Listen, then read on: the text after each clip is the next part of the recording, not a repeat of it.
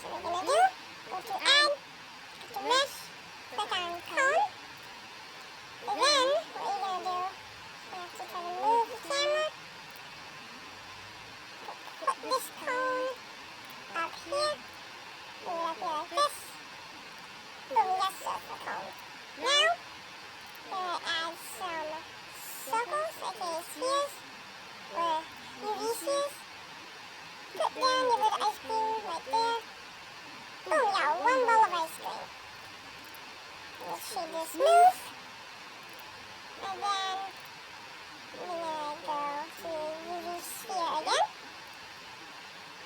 Put it right here. Shade it smooth. And voila, you have your ice cream.